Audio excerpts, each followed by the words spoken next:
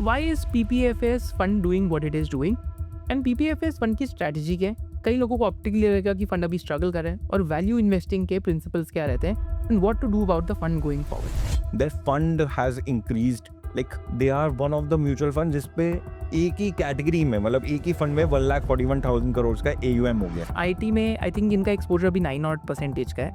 तो fund manager के हमने इंटरव्यूज भी बहुत सुने हैं. तो what does the fund manager say and what are the views about it? They have underperformed in those little bit underperformed in those years.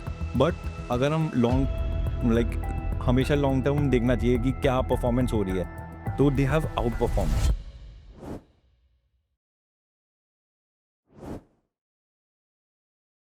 Hi investors, welcome to SOIC.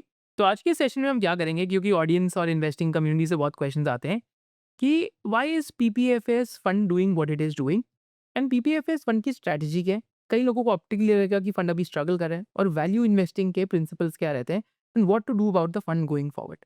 तो I have with me Sarthak, who is co-founder of SOIC, and Sarthak mutual fund space को बहुत अच्छे से track करता है. तो over to you सार्थक, अभी PPFAS में चल क्या रहा है and why such a noise is being created on Twitter and social media? Right. तो पहले PPFAS की बात करते हैं. इनकी हिस्ट्री में भी देखेंगे नाम, तो एक चीज देखेंगे, that is their style has never changed. Their style has always been value conscious, good promoters, opportunity, मतलब दे विल फाइंड कि अच्छी बिजनेस अपॉर्चुनिटी है क्या नहीं, but they will not Hari, like they have patience. तो जब मैं data देख रहा था, ये बहुत बार ही आता है कि यार अब बहुत बड़ा AUM हो गया, हम AUM पे भी बात करेंगे. AUM बहुत बड़ा हो गया, तो इस वजह से तो बहुत ज़्यादा अंडर परफॉर्मेंस नहीं हो रही. तो अगर हम हिस्ट्री देखेंगे, इट्स बीन 13 ईयर्स. तो 2014 में सेम पैटर्न, 2017 में, 2018-19 में यू विल ऑल्सो एग्री कि बहुत सारी क्वालिटी स्टॉक्स की बात हो रही थी, कंसिस्टेंट कंपाउंडर्स. हाँ, कंसिस्टेंट कंपाउंडर्स की बात हो रही थी. तो they have underperformed in those little bit underperformed in those years. But अगर हम लाइक हमेशा लॉन्ग टर्म देखना चाहिए कि क्या परफॉर्मेंस हो रही है, तो they have out performed. And अगर अभी अभी भी हम देखेंगे इस year, they have slightly out perform the benchmark. But yes, अगर कैटेगरी में देखेंगे, दे हैव नॉट. बट हाँ, सेकेंड, लाइक जैसे बोला कि एक बहुत इसमें बड़ा इंटरेस्टिंग हो रहा था बीच में कि there was a stock called persistent system. Right. Even ITC पे तो मीम स्टॉक बोलने लग गए थे लोग. तो बट अगर देखा जाए, मतलब they hold it for 2 to 3 years, no return. But जैसे ही लास्ट 2 to 3 years में दे परफॉर्म मैसिवली. तो it is, I think, their style of investing. हम इतनी जल्दी ऐसे किसी को जज नहीं करना चाहिए, लाइक दे आर मास्टर्स बोलेंगे. बट येस, सेकेंड अप्रोच एक और है, that is their fund has increased. Like they are one of the mutual fund जिसपे एक ही कैटेगरी में, मतलब एक ही फंड में 1,41,000 करोड़ का AUM हो गया. सिंगल स्कीम की बात करें, जो उनका फ्लेक्सी कैप फंड है, राइट? राइट, सिंगल स्कीम की बात है, 1,41,000 करोड़. तो अगर हम वैसे भी देखें, लाइक बर्कशायर हैथवे का भी देखें, राइट. वॉरेन बफेट ने अपने लेटर्स में लिखा था कि big size is like a gravity. तो वो आती है दिक्कत, क्योंकि आप वैसे भी देखो कि 1,41,000 में अगर 2% पोजीशन लेनी है, तो 3,000, ऑलमोस्ट 3,000 करोड़ की पोजीशन लेनी पड़ेगी एक कंपनी में, वो भी इंडिया में. और इंडिया में आई थिंक एक प्रॉब्लम जैसे और भी है कि जो फ्री फ्लोट मार्केट कैप है, राइट. कि बेसिकली कि एक तो हो गया कि मार्केट कैप कंपनी की सपोज 100 रुपीज़ है, अगर प्रोमोटर 65 रुपीज़ ओन करता है तो 35 rupees free float market cap हुई. अब 35 में से भी कोई म्यूचुअल फंड, कोई UHNI, HNI 35 का अगर 25 ओन करते हैं तो 10 रुपीज़ बचता है. राइट. तो इसलिए आई थिंक जो मिड कैप और स्मॉल कैप है, उसमें जब हम जाके देखते हैं तो होल्डिंग परसेंटेजेस कम हो जा रही है जब फंड बहुत बड़ा होता है, right? So that is the type of I think thing that ends up happening eventually, right? And अब लोग ना ट्रैक भी करते हैं कि PPFAS ले क्या रहा है. हाँ. तो वो भी एक दिक्कत आती है. और जैसे बताया कि 3,000 करोड़ मिनिमम 2% के लिए, करेक्ट. तो वो प्रॉब्लम हुई. सेकंड, एक और प्रॉब्लम हुई कि RBI ने ओवरसीज इन्वेस्टमेंट में कैप लगा दिया. तो पहले इनका ओवरसीज इन्वेस्टमेंट गूगल, मेटा 30% होता था टोटल. जैसे 100 रुपीज का पूरा फंड है, तो 30% use to be the stocks, low overseas investment होती थी. But now because of RBI limit, they can not do that. तो क्या हो रहा है, वो 30% से धीरे धीरे धीरे करके रिड्यूस हो गया 11% पे आज वो. अभी 11% का, अब 11%. जिसमें अल्फाबेट जैसे स्टॉक्स हैं, अल्फाबेट है, माइक्रोसॉफ्ट है, Amazon भी होएगा. Amazon है, तो अल्फाबेट सबसे ज़्यादा है, बट वो धीरे-धीरे 30% से 11% हो गया। हम्म तो मेजर रिटर्न्स उस वजह से भी मतलब वो डाइवर्सिफ़ाई भी नहीं हो पाए, प्लस आरबीआई की वजह से वो जो अभी एआई बेट चल रही है, एयर उसमें वो हाँ हाँ, मतलब बेट भी नहीं ले पा रहे। Got it. तो आई थिंक ये एक good introduction to the topic है कि यार क्या चल रहा है। आई थिंक फंड एक तो 1,41,000 करोड़ का हो गया, एक तो वैल्यू बेट्स लेते हैं and to to the credits एकदम बिजनेस ओनर्स हैं। जैसे परसिस्टेंट सिस्टम पे सार्थक ने बताया कि they sat on it for years, I think 3-4 years के लिए बैठे right. And then all of a sudden Jacob came in the company 2020-2021 में। तो that type of investing they do. तो यहाँ पे सार्थक क्या करते हैं कि आई थिंक पोर्टफोलियो एक बारी खोल के देख लेते हैं पीपीएफएस का क्या है, because it's not about what you tell me, it's about show me what you own. Yes, yes, right, so yes. That's the interesting thing to have. तो यहाँ पे हम भाई पोर्टफोलियो देखते हैं पीपीएफएस का इस टाइम पे। And also I think just to put to Sarthak's point कि यार देखो वो जो 1,41,000 करोड़ का ईयूएम है, तो that is a big number. Like तो बेसिकली कि अगर आपको बिजनेसेस लेने हैं तो शायद से आप लार्ज कैप ले पाएंगे, वो बिजनेस लेंगे यहाँ पे फ्लोट अवेलेबल है। And also secondly I think क्योंकि वो जो प्रिंसिपल्स ऑफ वैल्यू इन्वेस्टिंग करते हैं और क्योंकि ईक्यू लेवल का कंट्रोल बहुत है, अगर आप फंड मैनेजर्स को देखेंगे लगता है एकदम same type fund managers and they are very knowledgeable, they are learning all the times. I think that's also because to keep scaling the AUM number is also a challenging thing. तो यहाँ पे हमें I think अगर portfolio देखते हैं तो उसमें आपको दिखेगा कि HDFC बैंक है 7.88%, पावर ग्रिड है 6%, ITC 5.84 है, कोल इंडिया 5.66 है, आईसीआईसीआई बैंक 5% है, बजाज होल्डिंग्स 4.4 है, कोटक महिंद्रा 4% है, HCL 3.6 है, महिंद्रा एंड महिंद्रा 3.45 है, इन्फोसिस 3% है, एक्सिस 3% है, मारुति 2.8 है, भारतीय Airtel is also another company that they have 2.7% के आसपास, and TCS is another one which is 2.54। Mid caps में आते हैं तो आई थिंक जाइडस लाइफ में इन्होंने ब्लॉक डील करी थी, वो भी 1 है, सिप्ला 1% है, डॉक्टर रेड्डीज लाइक 1% है, देन गैस कंपनीज हैं 1%, फिर काफ़ी सारी बिलो 1% स्मॉल और मिड कैप होल्डिंग्स है। आई थिंक जैसे नारायणा 0.27 होएगा, IEX जैसे 0.75% की होल्डिंग है। राइट एंड आज साथ कैश भी ये लोग कितना होल्ड होएगा, 15% के आसपास। 15% ऑलमोस्ट। तो मैं अभी देख रहा था फ्लेक्सी कैप कैटेगरी में सबसे ज़्यादा cash they are holding, and it is not issue it for the first time. They have done it previously also, but yes time will tell कि आर दे राइट और रॉन्ग, बट प्रीवियसली भी ऐसा हो चुका है। मतलब प्रीवियसली भी cash hold कर चुके हैं। For the first time investors into the fund they should not be worried कि इनको एक्सपीरियंस नहीं, they have done it they have done twice और it. Thrice in the past, right, yes, yes. That is there. But अगर जब मैं portfolio analysis करता हूँ तो यहाँ पे आपको रीट्स भी दिखेंगे। राइट। तो अनदर क्वेश्चन दैट अराइजेस आता है, तो मैं रीट्स को कैश में ऐड करूँ या ना करूँ? रीट्स में थोड़ा बहुत कैपिटल एप्रिसिएशन होता है, बट येस है तो वो एक टाइप से डिविडेंड, मेजर बेट तो डिविडेंड ही आता है उसमें से। कि तो मतलब यू कैन ट्रीट इट ऐसे। तो अब जैसे आईटीसी में भी there can be a question कि it is a equivalent to cash और कि क्या होगा। राइट, आई थिंक रीट्स जैसे 4% के आसपास है होल्डिंग में, एंड फिर ग्लोबल स्टॉक्स 12% के आसपास है, 11 आई थिंक वो बढ़ गए होंगे लास्ट हाँ। 1 मंथ पे। Right, so broadly the portfolio is into large caps, REITs, cash and global stocks. Right. But इस पोर्टफोलियो में एक ना इंटरेस्टिंग चीज़ देखता हूँ साथ तक आपके साथ, कि इस पोर्टफोलियो में अगर मैं पोर्टफोलियो का थोड़ा सा एनालिसिस करूँ डीप में आके, तो एक इंटरेस्टिंग चीज़ क्या निकलती है कि आई थिंक इनके पोर्टफोलियो की जो टॉप 10 कंपनीज हैं, या फिर अगर मैं बात करूँ कि पोर्टफोलियो की जो टॉप 13 या टॉप 14 कंपनीज भी देखता हूँ ना पोर्टफोलियो की, तो मार्केट कैप इन सबकी is almost more than 1,00,000 crore. Right. And that just brings another question, the challenge of size. Or maybe they are finding value there, value दें, राइट। right? तो अगर Could be. मैं भी देख रहा था कि लाइक इफ यू सी, क्योंकि ग्लोबल स्टॉक्स भी is like a large cap only, It's a giant. Giant cap. तो giant cap and large cap constitute जो इनकी इक्विटी की बुक है almost 95%। 4% is mid cap and some percentage is small cap. Right. तो या they are focusing on large cap because of size and maybe because of value also, Right. कि वहाँ पे Because उनको identify हो रही है वैल्यू। I think अभी निफ्टी 20p पे चल रही है, and because Nifty is at 20p, तो मीन्स कि जो बैंक निफ्टी का भी अगर देखते हैं तो लास्ट 2-3 ईयर्स से स्टैग्नेंट रही है। तो we end up finding a lot of banks in the portfolio. I think largest position is one of the largest position is HDFC bank.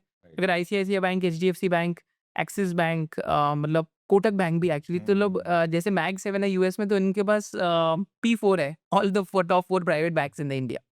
But interesting thing to see is कि एक बहुत important चीज़ to look at है कि अगर मैं portfolio देखता हूँ तो एफआईआई होल्डिंग्स देखते हैं इनके कंपनीज के अंदर, क्योंकि अभी एक नैरेटिव स्प्रेड हुआ कि India is an AI loser, right. कि इंडिया के अंदर शायद से एआई प्लेस नहीं है, IT could be a loser, क्या इंडिया कंज्यूमर इकोनॉमी है तो कंजम्पशन स्लो हो सकते हैं, तो FIIs are like sell sell sell, right. Korean market ज़्यादा कुछ काफ़ी ऊपर चल रही है, KOSPI index, Right. Right. Japanese market भी ऊपर चल रही है बिकॉज वहाँ पे सेमीकंडक्टर एक्सपोजर है। तो यहाँ पे एक इंटरेस्टिंग पॉइंट आते हैं, जैसे कि some of the businesses that they have had because they are large cap businesses, for FIIs to also sell stocks, they will sell what first the most liquid holding. सबसे liquid क्या है आज की पूरी मार्केट की listed space में? Banks. क्योंकि banks में प्रमोटर नहीं होते एक स्टेज के बाद, तो पूरी की पूरी शेयर होल्डिंग फ्री फ्लोट होती है। जैसे अगर एचडीएफसी बैंक में देखते हैं 44% होल्डिंग एफआईआईज की, देन आईसीआईसीआई बैंक में 34% होल्डिंग एफआईआईज की है, एक्सिस बैंक में 42% है अभी, इन्फोसिस में भी होल्डिंग 28% एफआईआईज की है। यहाँ तक अगर आप कोटक या महिंद्रा एंड महिंद्रा देखते हैं, इसमें 36% के आसपास एफआईआई होल्डिंग है। एंड सिमिलरली आईटीसी देखते हैं तो आईटीसी में भी 34 to 35% के आसपास एफआईआई होल्डिंग है। तो a lot of the stocks they also own is this कि there is a lot of FII holding, right. तो ऑल्सो बिकॉज करेंसी डेप्रिसिएट होगी इंडिया की, तो एन एफआईआई सेलिंग भी, तो these stocks also bore the brunt, right. Right. तभी मतलब their strategy is कि now they are able to get that valuation, but yes we have to see कि इन सब में उस हिसाब से ग्रोथ, उस हिसाब से सेलिंग प्रेशर कभी खत्म होगा कि नहीं होगा। तो इशमोहित, जो मैंने बताया कि ये वैल्यू स्ट्रैटेजी है इनकी, तो वो देखते हैं कि उनका पोर्टफोलियो क्या कहता है, और वो मैट्रिक्स में दिख जाएगा कि क्या इनकी वैल्यू स्ट्रैटेजी है कि क्या है। तो पहला वैल्यू के लिए क्या देखना होता है, सबसे इंपॉर्टेंट पी। हाँ, तो पी इनकी 18 है, वेयर एज कैटेगरी की ऑलमोस्ट 25 है। Got it. Second, dividend yield. Dividend yield इनका करीबन 2.34 है, वेयर एज कैटेगरी का 1.18 है। हम्म, बट एक और चीज, अच्छी चीज है, क्योंकि बैंक्स में ज्यादा हैवी है, तो अभी इनकी सेल्स ग्रोथ ज्यादा दिख रही है, that is 20%, whereas category की 18 है। तो अगर वो देखा जाए कि पोर्टफोलियो के जो की मेट्रिक्स है, वो तो ये दिखा रहा है कि द स्ट्रैटेजी मतलब एकदम they are up to their strategy, मतलब यही value strategy they are following. वैसे भी देखते हैं वैल्यू स्ट्रैटेजी में कि अगेन बिकॉज पोर्टफोलियो में एक्सपोजर बैंक्स का ज़्यादा दिखेगा और आईटी का ज़्यादा दिखेगा, yes.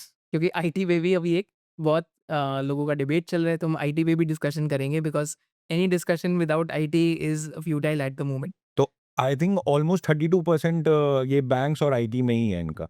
30 to 1/3 of the portfolio right. Is currently banks and IT, great. तो यहाँ पे एक चीज़ before we go towards the IT call and law of large numbers की साइज क्या है and whether how to think about the returns and expectations, तो I think एक चीज़ मैं और भी दिखाना चाहूँगा कि अगर आप पोर्टफोलियो की अर्निंग्स ग्रोथ भी देखते हैं along with the price to earnings ratio, तो आपको यहाँ पे दिखेगा जैसे कुछ कंपनीज की, जैसे आईसीआईसीआई बैंक हो गया, राइट। तो वैसे आईसीआईसीआई में तो हम प्राइस टू बुक देखेंगे, बट स्टिल द आइडिया है इसकी, अगर हम प्राइवेट सेक्टर बैंक इंडेक्स देखते हैं, जैसे मैं स्टॉक स्कैन्स पे दिखा रहा हूँ, तो private sector bank index over the last 2-3 years has derated, price to book has fallen. And price to book के फॉल होने से क्या हुआ है कि यहाँ पे हम डेटा देखते हैं कि the valuations have become some of the cheapest that they have ever be, and also for the funds of their size, because banks के अंदर you can deploy thousands of crores of capital, right? So also because of the funds of their size, then it ends up becoming lucrative. I think अभी 1.86 times का price to book चल रहा है। And अगर हम 5 year average देखते हैं तो 5 ईयर में this number like on an average used to be 2.66 times, and because PSU banks there is a narrative in the market that they have made a comeback versus the private sector banks, तो इसलिए हम यहाँ पे exposure ज़्यादा देखते हैं। And अगर हम आईटी का एक्सपोजर देखते हैं तो आईटी में Infosys, TCS and HCL tech, these are the 3 names that we predominantly find in their IT thing. And IT में भी इनकी अर्निंग्स ग्रोथ, आई थिंक वैसे हमें अर्निंग्स ग्रोथ नहीं देखनी चाहिए आईटी में, रीजन बीइंग क्योंकि करेंसी डेप्रिसिएशन नहीं होगी, तो इन्फोसिस की या फिर टीसीएस की कितने सालों बाद quarter on quarter constant currency में डीग्रोथ थी, राइट। तो एक्सेंचर का भी अभी हमने स्टॉक प्राइस देखा कि it fell almost 17-18% in a day. It's like equivalent to HDFC bank falling because Accenture is such a mega cap when it comes to IT. तो सार्थक यहाँ पे एक आधा है आईटी में, आई थिंक इनका एक्सपोजर अभी 9% का है। तो फंड मैनेजर के हमने इंटरव्यूज भी बहुत सुने हैं, तो what does the fund manager say and what are the views about it? So बहुत इंटरेस्टिंग अभी उन्होंने बताया कि उनका ये थीसिस है कि आउटसोर्सिंग कभी भी नहीं रुकेगी, क्योंकि ये एक सेइंग भी है कि यार जो आपकी स्पेशल है, मतलब जो आपका कोर है, उसको आप आउटसोर्स मत करो और सारी चीज़ें आउटसोर्स करो। सो देयर बेट इज कि एआई, बिकॉज बीएफएसआई है, बहुत रेगुलेटरी चीज़ें हैं। मैंने इन्वेस्टर प्रेजेंटेशन भी देखा था इन्फोसिस का, तो उसमें भी वो ये बोल रहे थे कि यार क्लॉड कर तो देगा, जीपीटी कर देगा, बट व्हाट अबाउट रेगुलेशंस? अगर कुछ कोड, बिकॉज मतलब बैंक है, it's working on a very big scale, तो is can anyone be dependent on these AI tools? क्या ह्यूमन की बिल्कुल जरूरत नहीं पड़ेगी? सो देयर बेट इज कि नहीं, ऐसा नहीं है अभी। कुछ हिंड्रेंस हो सकता है, कुछ ये भी हो सकता है कि लेगेसी बुक थोड़ी सी कम होगी, बट एआई के वजह से अब जैसे हम पास भी देखें कि कोई भी न्यू इनोवेशन की वजह से बल्कि बढ़ ही जाता है। ऑर्डर बुक, हर चीज, न्यू कॉन्ट्रैक्ट्स सब बढ़ ही जाते हैं। तो देयर बेट इज कि ये बढ़ जाएगा। इवन उन्होंने बड़ा इंटरेस्टिंग चीज बोला कि जैसे एप्पल भी है, Apple is not making their own AI, तो वो कहीं ना कहीं इंटीग्रेट करेगा। ऐसी सारी कंपनीज, ये इन्हीं कोई जो एआई इम्प्लीमेंटेशन है वो किससे करवाएगी? नहीं, इन्हीं कंपनी से करवाएगी। So their bet is this. तो सेकेंडली, जैसे अभी तुमने रिसेंटली बताया था कि अपने वेबिनार में कि हॉरिजॉन्टल प्लेटफॉर्म्स भी है, हॉरिजॉन्टल टेक कंपनीज भी है और वर्टिकल टेक कंपनीज भी राइट। है, एंड योर बेट इज कि यार वर्टिकल में मे बी ज्यादा ग्रोथ आ सकती है। तो इफ यू कैन एनलाइटन कि यार यहाँ पे क्यों, तो ऐसा क्यों लगता है? आई थिंक साथ तक जो आपने पहला पॉइंट भी बोला ना, सेकंड पे भी बता रहा हूँ कि पहले पॉइंट पे भी fund manager they keeps mentioning the word Jevons paradox. Okay. तो जीवॉन्स पैराडॉक्स इज कि 1990s में याद है रिंग ट्रेडिंग होती थी, बदला सिस्टम होता था। राइट। मतलब मैंने तो डॉक्यूमेंट्री देखी है, याद मेरे को कुछ भी नहीं है, मैंने तो वो शो देखा अर्षद मेहता वेहता की। तो जब इलेक्ट्रॉनिक फॉर्म ऑफ ट्रेडिंग आ गया है एनएसी के बाद से, तो ऐसा तो नहीं हुआ कि everyone lost their jobs. Right. Actually और फुल स्केल ब्रोकरेजेस केम इन, देन फिर ब्रोकरेजेस की इनएफिशिएंसी हटाने के लिए फिर डिस्काउंट ब्रोकरेजेस आ गई, तो नंबर ऑफ जॉब्स बढ़ते ही गई एक तरीके की उस इंडस्ट्री के अंदर, जिससे आज फाइनेंशियल सर्विसेज इंडस्ट्री पूरी खड़ी हो गई है, राइट। तो जीवॉन्स पैराडॉक्स का मतलब क्या है कि अगर कोई टेक्नोलॉजी का अडॉप्शन मास स्केल पे होता है, अगर कोई टेक्नोलॉजी सस्ती हो जाती है, तो rather than destroying job it ends up creating more jobs because उसका यूज केस बहुत बढ़ जाता है। तो that is what they are thinking about IT, right, कि इसलिए वो लार्ज कैप आईटी बिजनेसेस को देख रहे हैं। बट यहाँ पे एक कॉन्ट्रा व्यू है।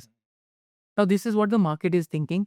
एंड अगर हम आईटी सेक्टर के इंडेक्स को देखते हैं, मैं एक बारी स्टॉक स्कैन्स पे आके आईटी सेक्टर का भी इंडेक्स दिखाता हूँ। तो आईटी सेक्टर के इंडेक्स को देखते हैं तो आईटी सेक्टर इंडेक्स इस टाइम पे almost is at 27,566, which is almost like at a low of multi year low के आसपास है। आई थिंक लास्ट सपोर्ट के ऊपर है अभी, आई थिंक 2023 में थी, 2021 में इतने के आसपास है इंडेक्स का लेवल था, right. So it's at a very low level at the moment, मतलब there is a pessimism baked into it. तो व्हाट मिस्टर मार्केट सेज, क्योंकि आईटी इंडेक्स अभी 18 पी पे भी आ गया, तो एक बार पी भी दिखा देता हूँ सबको। आई थिंक लास्ट 5 ईयर की देखता हूँ, तो लास्ट 5 ईयर में लोएस्ट पी पे 18 टाइम्स पे, राइट। एवरेज पी 24, 25, 26 चल रही थी। तो what the mister market says कि जो मिस्टर मार्केट जिस वजह से डीरेट कर रही है, मिस्टर मार्केट कहती है कि जो लार्ज कैप आईटी कंपनीज है, इनमें लेगेसी रेवेन्यूज है और इनमें ये न्यू एज एआई रेवेन्यू आ रहा है। तो लेगेसी रेवेन्यू डीग्रो कर रहा है, या लेगेसी रेवेन्यू में ग्रोथ बंद हो गई है। पर लेगेसी रेवेन्यू क्योंकि काफ़ी बड़ा है, तो एआई के रेवेन्यू को आने में भी टाइम लगेगा। लगेगा। राइट। तो ऐसा ना हो कि जब तक एआई यहाँ पे पहुँचे, तब तक लेगेसी यहाँ पहुँचे। और लार्ज शेल में ग्रोथ ही ना हो, नट सेल में रेवेन्यू ग्रोथ, रेवेन्यू ग्रोथ नहीं हो। क्योंकि अगर मार्जिन ग्रोथ आ भी गई और रेवेन्यू ग्रोथ नहीं दिखी, तो हमने इंडिया मार्ट के केस में देखा कि मार्केट ने कंप्लीटली डीरेट कर दिया। जस्ट डायल के केस में देखा मार्केट ने कंप्लीटली डीरेट कर दी। Right. So these businesses effectively today trade at a government bond valuation. Government bond valuation माने कि अगर इंडिया में यील्ड अज्यूम करते हैं, मैं एग्जैक्ट में नहीं जा रहा, अगर 7% के आसपास की है, तो गवर्नमेंट बॉन्ड की 14.5-15% की पी रेशियो है। तो ये कंपनीज भी कहाँ आ गई हैं, 15, 16, 17, 18 टाइम्स पी रेशियो पे। तो मार्केट बहुत इंटेलिजेंट होती है। Market is a consensus system which is discounting on an everyday basis. Right. Right. Right. But this is where value investing also comes in, कि वैल्यू इन्वेस्टर क्या कहेंगे कि यार your disbelief is my opportunity, कि I will transfer the money from the impatient to the patient. Value investor क्या कहेगा, यार I have so much capital that is to be manage in a sector which has lot of free float, तो why not take a contra view, because खराब होने को तो सब खराब हो ही है ना बी मल्टीपल में, मतलब वैल्यूएशन तो डीरेट होएगी। राइट। अब आपके और मेरे जैसे लोग बैठ के हम डिस्कशन कर रहे हैं यूट्यूब में, तो ये सब भी डिस्कस कर रहे होंगे, सोशल मीडिया पे डिस्कशन है। राइट। राइट। तो fund managers are taking a contra view कि नहीं, ऐसा नहीं है, ये एआई की रेवेन्यू ग्रोथ इसकी डी-ग्रोथ से बहुत ऊपर होएगी एंड एक स्टेज के बाद 1-2 साल के बाद जब ये ट्रांज़िशन ओवर हो जाएगा, फिर तो एआई लेड सर्विसेज़ ही रह जाएँगी और फिर क्या आ जाएगी, वापस ग्रोथ आ जाएगी and then the multiples will start re-rating again. This is the inherent bet that Yes. Taking. अब this is a painful bet. Maybe it is right in 1 years, 2 years, 3 years. So a lot of debates in investing, as Morgan Housel says, is a debate between two people operating at different time horizons. Right. ये तो हुआ साल तक हमारा about IT and banks, which are the predominant part of the portfolio. Right. 1/3 है almost. Almost 1/3 है। I think हमने ये discussion भी करी। तो अभी I think हम चलते हैं towards the next part, which is like law of large numbers and what is the right set of expectation to have. तो इशमोहित लॉ ऑफ लार्ज नंबर्स ना बर्कशायर हैथवे के एग्जांपल से समझते हैं क्योंकि उन्होंने भी बहुत बड़े साइज बन गए और वो बहुत अच्छे एग्जांपल से मतलब ये बहुत डेटा बहुत क्लियर है। तो डेटा क्या कहता है 1965 टू 1969 उनका वैल्यू था 40 मिलियन जो आप डेटा में देख पा रहे हो और कैगर था 24%, वेयर एज S&P ने 5% किया तो एज हुई 19% की। वेयर एज अब देखना आप जैसे जैसे साइज बढ़ता रह रहा है एज कम होती रह रही है। तो 1970 टू 1979 0.25 बिलियन। बर्कशायर हैथवे का क्या कर रहा है 22%, S&P का 6% था एंड एज हुई 16% से। अब आप देखोगे जैसे ही उनकी 85 बिलियन डॉलर्स हुई वैल्यू तो बर्कशायर हैथवे ने तभी भी 21% दिया पर S&P ने भी 18% दिया तो एज क्या रहा खाली 3%। ऐसे ही आप 2010 टू 2019 देखो 550 billion dollars whereas as अब बर्कशायर हैथवे और S&P 500 में वो जीरो रहा। अब हम सिमिलर सेकंड डेटा देखेंगे वो देखेंगे रोलिंग रिटर्न से। तो रोलिंग रिटर्न्स क्या होती है, एक तो होता है सिंपल कि अगर आपको कुछ भी डेटा प्रूव करना है तो आप कोई भी एक एक्सट्रीम डेटा पॉइंट ले लो और दूसरे एक्सट्रीम डेटा पॉइंट से आप अपना डेटा प्रूव कर सकते पॉइंट टू पॉइंट ले लिया। हैं पॉइंट टू पॉइंट। तो बट रोलिंग रिटर्न में क्या है कि एवरी डेट का जैसे 1 अप्रैल 2016, 2 अप्रैल 2016 तो 2026 में भी 1 अप्रैल 2 अप्रैल। तो रोलिंग रिटर्न्स ही देखते हैं ज़्यादातर लोग और रोलिंग रिटर्न देखना चाहिए। तो रोलिंग रिटर्न्स क्या बोलता है कि अप्रैल 2016 एंड अप्रैल 26 की देखे तो बर्कशायर हैथवे ने दिया 223%, वेयर एज S&P ने दिया 238%। तो कुछ थोड़ा बहुत गैप हुआ अंडर परफॉर्मेंस का बर्कशायर हैथवे का because of large numbers and वही बफेट जी ने लिखा कि लेटर में कि यार law of large numbers impact करता है। अगर स्मॉल सम दे दोगे तो उन्होंने वीडियो में भी बोला, इंटरव्यू में बोला कि मैं I can generate 50% also. Right, I think वो कह रहे हैं कि स्मॉल सम्स ऑफ कैपिटल से you'll do things which one cannot even imagine with large sums of capital. तो आई थिंक सेकंड पॉइंट जो है रिटर्न एक्सपेक्टेशंस का, I think there was this interview. तो अगर हम एक स्टॉक की रिटर्न देखते हैं तो what is it? It is the dividend yield of the stock, right. The nominal earnings growth of the stock along with the valuation re-rating और de-rating of the stock. Similarly जब हम overall index की return देखते हैं तो क्या होती है, that is the nominal GDP growth rate of the country plus the valuation multiple जो इंडेक्स लेवल पे पी मल्टीपल रहता है, क्योंकि नॉमिनल जीडीपी ग्रोथ आपकी इंडेक्स की अर्निंग्स ग्रोथ बन जाती है, कॉर्पोरेट अर्निंग्स ग्रोथ बन जाती है। राइट। तो नॉमिनल जीडीपी ग्रोथ क्या है? Real GDP plus inflation.